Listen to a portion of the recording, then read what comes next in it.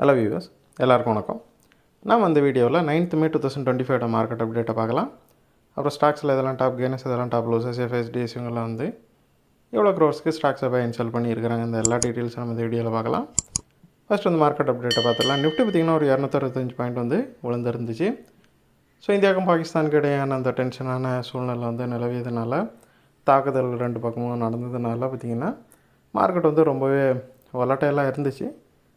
So அதோட இம்பேக்டில் தான் Nifty இந்த அளவுக்கு விழுந்துருக்குது. அது மட்டும் இல்லாமல் எஃப்ஐஎஸ் வந்து ரொம்ப நாளைக்கு அப்புறமா ஒரு 3700 கோடி அளவுக்கு வந்து செல் பண்ணியிருக்கிறாங்க. எஃப்ஐஎஸ் வந்து ரொம்ப நாளுக்கு அப்புறம் செல் பண்ணது மட்டும் இல்லாமல் அதுவும் பெரிய அமௌண்ட்டுக்கு செல் பண்ணது வந்து மார்க்கெட் சென்டிமெண்ட்டை கொஞ்சமே பாதிச்சிருக்குது. இருந்தாலும் டிஐஎஸ் வந்து இவங்க செல் பண்ணதுக்கு டபுள் மடங்கு வந்து பை பண்ண ட்ரை பண்ணியிருக்கிறாங்க. இருந்தாலும் அது வந்து மார்க்கெட்டு சரிவை வந்து காப்பாற்ற முடியலை. ஸ்டில் வந்து மார்க்கெட் வந்து ஒரு டீசெண்டான பொசிஷனில் க்ளோஸ் ஆகிறதுக்கு டிஎஸோட இந்த பை தான் வந்து ரொம்பவே உறுதுணையாக இருந்திருக்குது.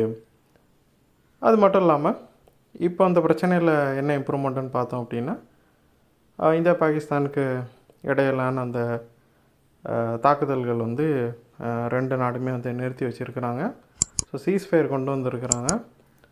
ஸோ இது வந்து மார்க்கெட் சென்டிமெண்ட்டை கண்டிப்பாக இன்க்ரீஸ் பண்ணும். ஸோ இது இப்படியே கண்டினியூ ஆகிறதுக்கான வாய்ப்புகள் தான் அதிகமாக இருக்குது. ஸோ அதனால் மார்க்கெட் வந்து இனிமேல் ரேலி ஆகிறதுக்கான சான்சஸ் ரொம்ப அதிகமாக இருக்குது. அப்புறம் கோல்டும் பார்த்திங்கன்னா இன்டர்நேஷ்னல் மார்க்கெட்டில் ஒரு சின்ன ரேலியை பார்த்துச்சு, மறுபடியும் அது வந்து சரிஞ்சிருச்சு.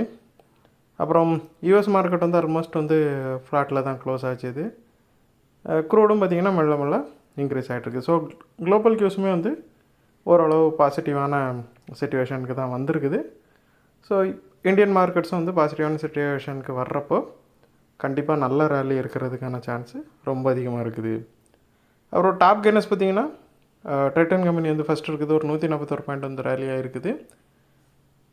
இந்த ஸ்டாக்கோட Q4 ரிசல்ட் வந்துருந்துச்சு, அது வந்து ரொம்ப ஹெல்த்தியாக இருந்துச்சு. ஸோ அதனால் இந்த ஸ்டாக் பார்த்திங்கன்னா நல்ல ரேலியை கொடுத்து டாப் கெய்னர்ஸில் ஃபஸ்ட் இருக்குது.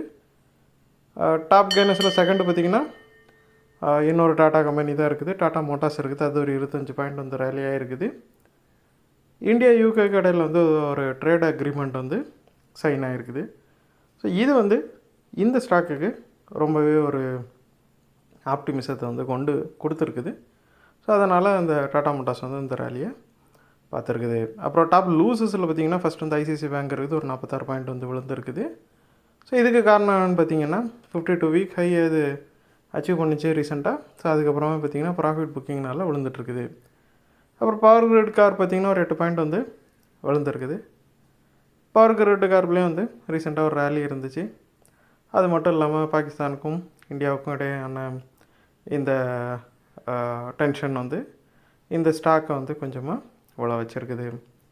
ஏன்னா எல்லாம் மார்க்கெட் ஃபுல்லாமே வந்து கொஞ்சம் வொலட்டைலாக இருந்ததுனால நிறைய ஸ்டாக்குகள் வந்து அந்த வொலட்டிலிட்டிக்குள்ளே மாட்டிக்கிட்டு இந்த அளவுக்கு வீழ்ச்சியை சந்திச்சுது.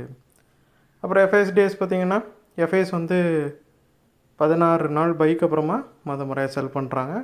3798 கோடிக்கு வந்து செல் பண்ணியிருக்கிறாங்க. டிஎஸ் பார்த்திங்கன்னா 7277 கோடிக்கு வந்து பை பண்ணியிருக்கிறாங்க. முந்தின நாள் செல் பண்ணியிருந்தாங்க, இப்போ பை பண்ணியிருக்கிறாங்க. ஸோ அந்த வீடியோவில் உங்களுக்கு கொடுத்த இன்ஃபர்மேஷன்ஸ் எல்லாம் கண்டிப்பாக ஹெல்ப்ஃபுல்லாக இருந்திருக்கும்னு நான் நம்புகிறேன். இது உங்களோட ஃபியூச்சர் ட்ரேடிங் செஷனுக்கு கண்டிப்பாக ஹெல்ப் பண்ண. இந்த வீடியோ உங்களுக்கு பிடிச்சிருந்துச்சுன்னா லைக் பண்ணுங்கள், ஷேர் பண்ணுங்கள், மறக்காம சேனலுக்கு சப்ஸ்கிரைப் பண்ணுங்கள். அப்படியே இந்த பெல் ஐக்கானை கிளிக் பண்ணிங்கன்னா டெய்லி அப்டேட்ஸ் தரோம் கிடைக்கும். தேங்க்ஸ் ஃபார் வாட்சிங், கீப் சப்போர்ட்டிங். நான் இன்னொரு வீடியோ உங்களுக்கு சந்திக்கிறேன்.